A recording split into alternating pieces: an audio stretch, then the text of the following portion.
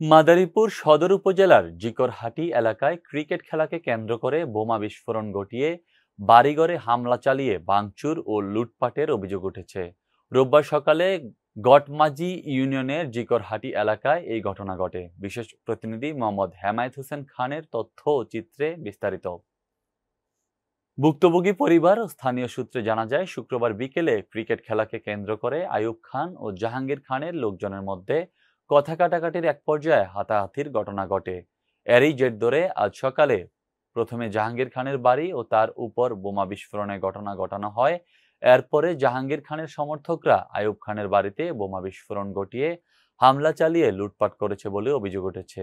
তবে উভয় পক্ষেই পাল্টাপাল্টি অভিযোগ করেন। হামলার ঘটনায় ভুক্তভোগী আইয়ুব খান বলেন, ছেলেরা কথা কাটাকাটির এক পর্যায়ে হাতাহাতি করেছে। তার জের ধরে আজ সকালবেলা আমাকে মারার উদ্দেশ্যে জাহাঙ্গীর খানের নেতৃত্বে আমাদের বাড়িতে বোমা বিস্ফোরণ ঘটিয়ে বাড়িতে হামলা ও মালামাল লুট করা হয়েছে। আমাদের ছেলেরা সবাই বিদেশে থাকে, কেউ বাড়িতে থাকে না। এই সুযোগে তারা আমাদের এত বড় সর্বনাশ করলো। আমি এই হামলা ও লুটপাটের সাথে জড়িতদের সঠিক বিচার চাই।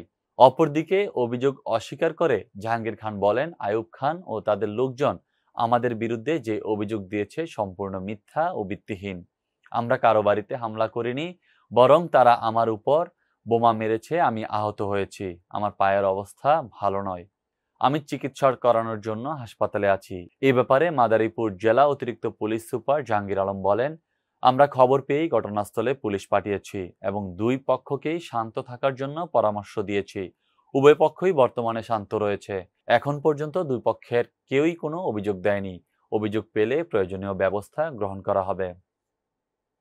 দারুণ দুরুম আমার বাড়িতে ওই যে আমার সিঁড়িতে সব চিহ্ন আছে, বোমের ঘরের পর বোম মারছে সব। এই হলো আমি বাইরে এসি, দরজাটা খুলছি, খুলবি এক পাও দুই পাও বাইরে এসি সিঁড়ির বাইরে এনে পরে দেখি এই যে বোম আমার ইয়ে মারছে। এই যে আমার বোম ইয়ে করি মনে করি আমি আসতে পড়িয়ে গেছি। পড়িয়ে যাওয়ার পরে এই অগো ঘর ওরা কুবাইয়াই মানে ওরা আমার নাম এই বললাম।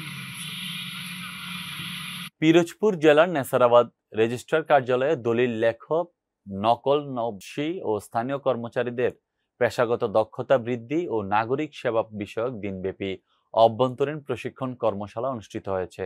নেসারাবাদ সাব রেজিস্ট্রার মোহাম্মদ মোবারক হোসেনের সভাপতিত্বে সকালে উক্ত প্রশিক্ষণ কর্মশালা অনুষ্ঠানে প্রধান অতিথি হিসেবে বক্তব্য রাখেন পিরোজপুরের কাউখালী সাব রেজিস্ট্রার মোহাম্মদ সাইফুল ইসলাম। বিশেষ অতিথি হিসেবে উপস্থিত ছিলেন মোহাম্মদ আরিফ হোসেন, সহকারী পরিচালক, দুদক পিরোজপুর। উক্ত প্রশিক্ষক কর্মশালায় প্রায় ২৬ জন দলিল লেখকগণ অংশগ্রহণ করেন।